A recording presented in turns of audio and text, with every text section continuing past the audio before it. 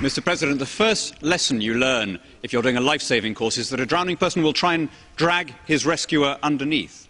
I felt rather like that this morning, on the receiving end of this minute's hate because of the United Kingdom having kept the pound, being threatened with the terrors of the earth. Of course, it was very reminiscent of what we were told when we stayed out of the euro in the first place. How's that working out for you, by the way, gentlemen?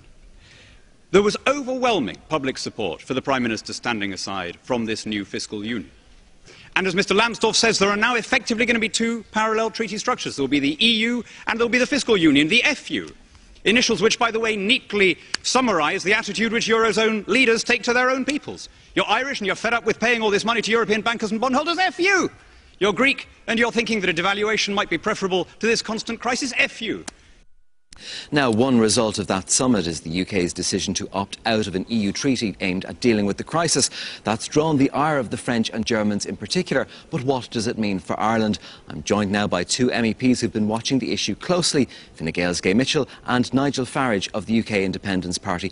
Nigel, if I could start with you first, at the very least you could give David Cameron credit for ensuring that we've something different to talk about after the summit. Oh, it's certainly a news story, and I think Britain's relationship with the European Union will never be the same again. Just remember what happened here. I mean, David Cameron has always been a big supporter of Britain being a member of the European Union, albeit we're opted out of Schengen, we're opted out of the euro, but he wants us to be at the heart of Europe as much as possible. He went along to that summit last week with what he thought was a very reasonable demand. OK, guys, push on towards a full fiscal union, but can we please have a protocol that protects a uniquely important British industry, which is financial services, which makes up 10% of our gross domestic product? And he went there thinking a deal would be done, and what he was confronted with was a snarling President Sarkozy, full of anti-British rhetoric and venom, which put him in an impossible position. He could not sign up to something that would have committed us to a financial transaction tax. It would have brought down the government and destroyed an industry that employs 500,000 people, and that's why we're where we are. Of course, the way that's being portrayed by a lot of your EU colleagues here is that it's part of the kind of fog in the Channel continent cut-off thinking, and that Britain's actually going to pay a very, very high price for protecting the industry that arguably got us into this mess. Well, I think that's where the argument moves on, because Britain now finds herself piggy in the middle. You know, you guys are all heading on towards a full fiscal union. You're going to abolish your democracies and do everything you can to save, in inverted commas, the euro. And here we are with our financial services about to be regulated in the most massive way, and we find ourselves in a permanent voting minority. We find ourselves without a friend in the room, and the implications for our financial services are very serious, but I would argue by implication they're pretty serious for Dublin too. Because equally, you know, your financial services industry is very, very important, and whatever they do to our industry, you are going to catch the tailwind of that.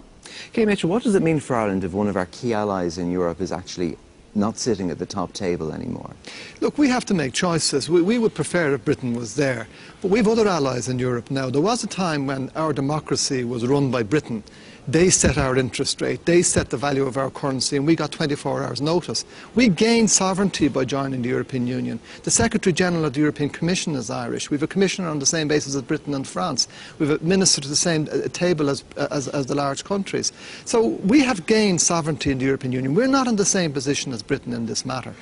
In relation to David Cameron has played a beautiful game politically within Britain. He has taken on the UK Independence Party, although they don't realise it yet, by stealing their sceptic clothes, and he has given a clout to the Liberals, who are very pro-European. In fact, if he were to dissolve Parliament tomorrow, he might well get a majority. But that would do nothing for Britain. It would only do something for the Conservative Party. And I think what has happened is this.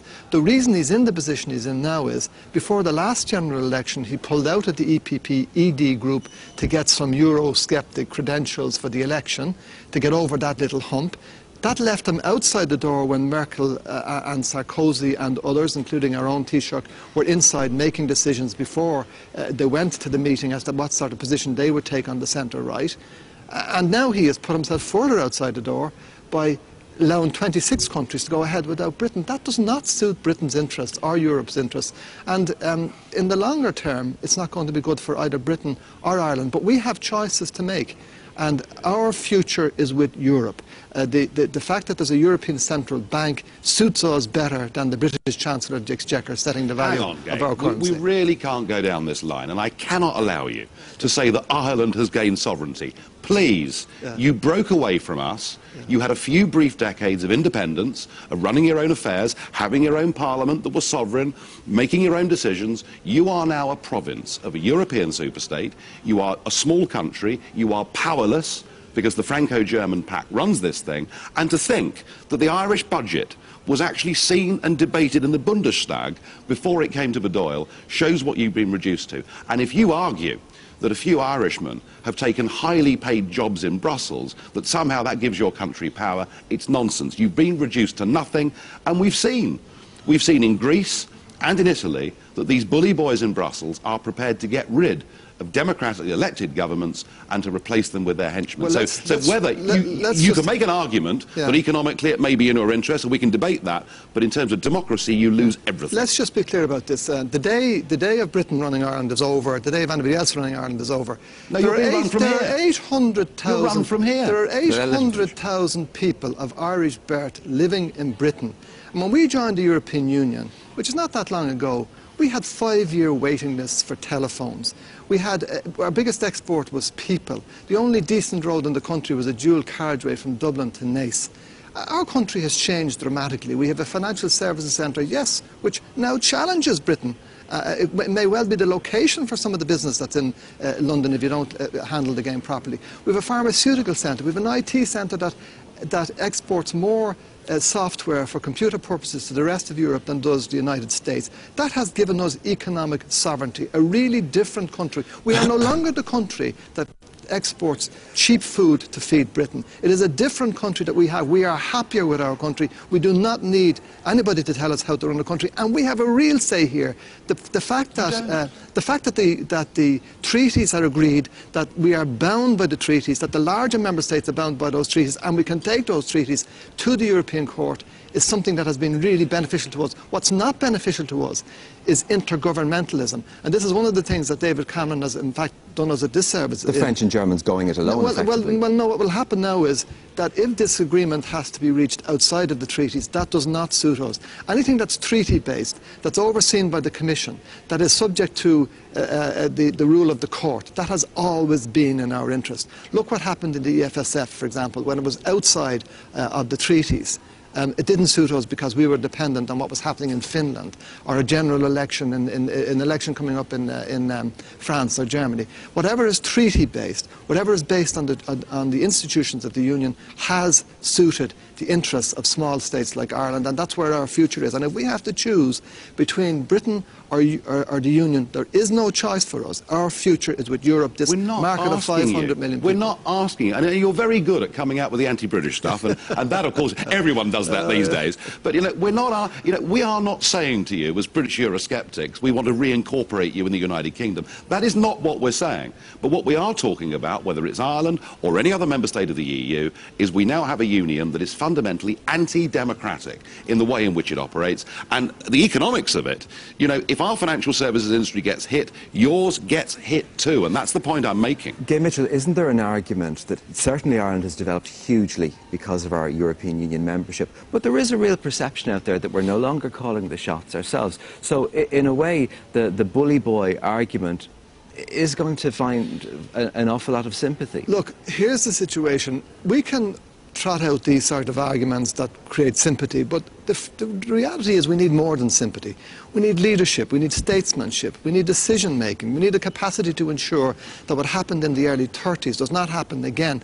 And the reason what happened in the 30s is not happening again is because we do not have France hoarding gold and the Americans going a different road. We have a European Central Bank, we have these institutions capable of dealing with each other. Yes, Britain does not dominate anymore, and I've never said anything anti-British in my life. I don't have an anti-British bone in my body.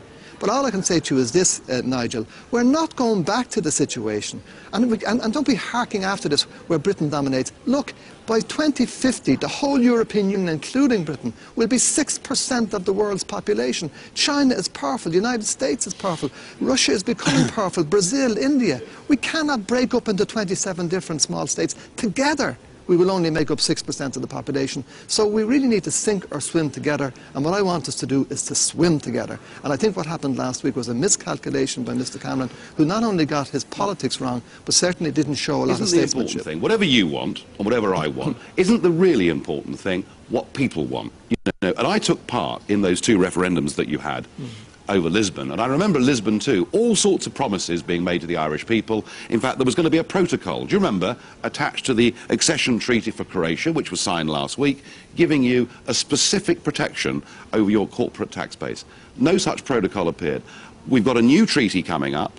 It's very likely that there will be a referendum in Ireland, and my challenge would be, have a referendum in Ireland and make sure that each side of the argument gets 50% of the share. Each side of the argument can spend the same amount of money, and I bet you if the people of Ireland have a decision to make, they'll be rather more Eurosceptic than the Irish political class. Can I say the same thing about Scotland? If they have a referendum in Scotland in the morning, there might be an awful lot more sceptic about the English nomination than you think yourself. I couldn't care less. Our tax rate, what's that got to do with it? Our tax We're talking rate, about the EU here. Our corporation tax rate is not up for discussion, nor is the corporation tax rate of Britain or France or Germany. That would require a treaty amendment, and that treaty amendment is not on the agenda.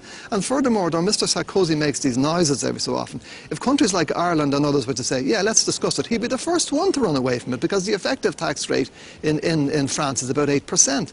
Our tax rate, at least, is transparent. Our actual rate is 12.5%, and the effective rate is about 11.5%. So it's one of the most transparent corporation tax rates in Europe, and it is defended by the treaties. It would require a treaty amendment to change our tax rate. So that's something that we are very happy about. Realistically, if there is going to be another referendum in Ireland, Ireland should really play it quite smart and try to extract as much as we possibly can. A lot of people at home feel that if there had been a pending referendum when the deal was being done, we would have been able to extract a much better deal. We've got to stop this thinking. Look what happened in Greece when they talked about a referendum. The whole thing fell apart, and the government fell apart as well.